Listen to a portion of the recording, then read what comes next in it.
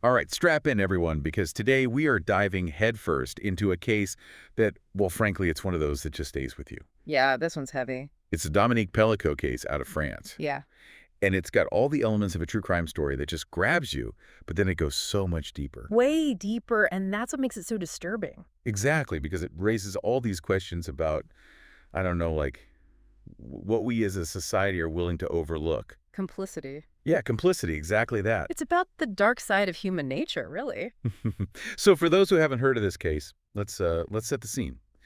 We're in Mazan. It's a town near Avignon in France. Dominique Pelicot lived there with his wife, Gisèle. Seemingly normal life, from the outside at least. Right, totally normal.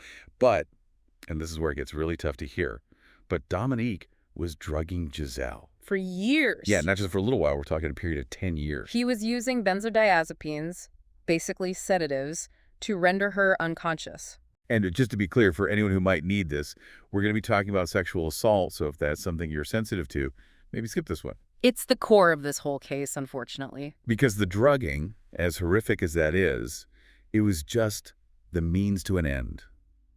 Dominique wasn't just knocking Gisèle out. He was making her vulnerable. Vulnerable to repeated sexual assaults. And that's where the whole complicity thing really kicks in. Multiple men were involved in these assaults, some of them even friends of Dominique's. So it's not just a crime of passion or a moment of madness. This was systematic, planned. And Gisèle, because of the drugs, she has very little memory of what happened to her.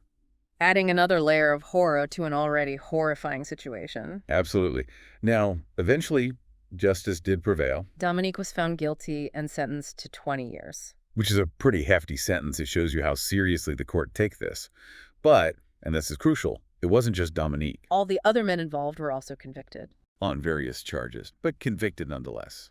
And I think that's what sends chills down your spine. This wasn't just one bad apple. This was a whole network of people. Enabling this abuse to continue for a decade. And that brings us to the societal impact of this case, because it really went beyond just Dominique and Gisèle. Oh, absolutely. This case became a lightning rod. Because Gisèle, in an incredible act of bravery, she decided to make the trial public. Knowing that it would bring her story and all its horrific details into the public eye.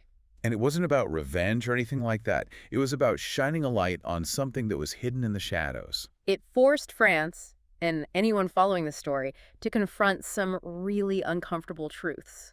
It's like she ripped off a bandage everyone was pretending wasn't there. The reaction was huge, like a tidal wave. Public outcry, protests, tons of media attention. It became impossible to ignore. And rightfully so. It sparked a national conversation about how sexual assault cases were being treated. Not just the legal definitions, but like the whole societal attitude towards victims.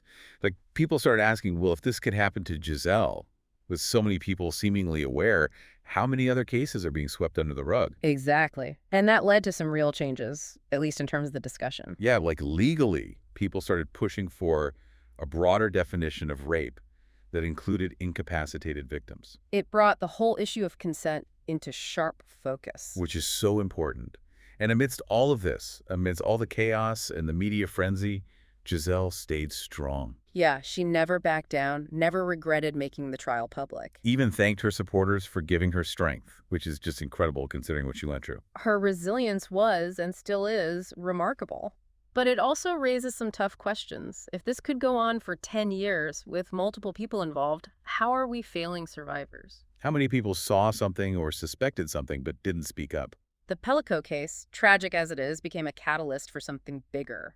It sparked conversations online, in news articles, even just in everyday conversations. True crime, yes. But the real takeaway is about societal complicity. It made people think about consent in a whole new way. What does it really mean to be complicit? And how often are we, maybe unknowingly, part of the problem? And that's the really unsettling question, isn't it? If this level of denial and complicity was possible in this case, how widespread might these issues be in other areas of our lives? It's something we all need to think about long after the headlines fade.